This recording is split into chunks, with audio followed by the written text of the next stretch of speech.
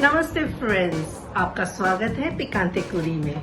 मेरा नाम संगीता शर्मा है। पिछले हफ्ते आपने रक्षाबंधन की ये मिठाई तो जरूर देख ली है। आपको पसंद भी आई है, आपने कमेंट किया है, लाइक किया है, आपका बहुत बहुत शुक्रिया। आज फिर और एक नई मिठाई लेके आई हूँ रक्षाबंधन स्पेशल अपने भाइयों के लिए। क्या आप देखना चाहते हो? तो चलिए।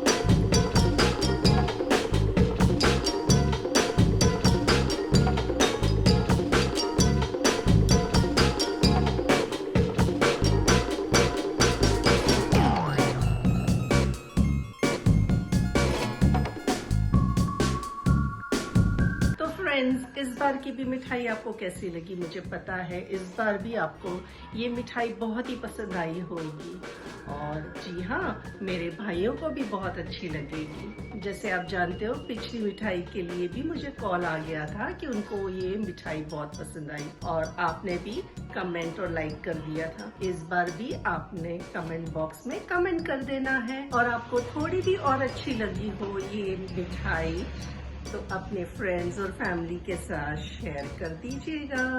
That's all.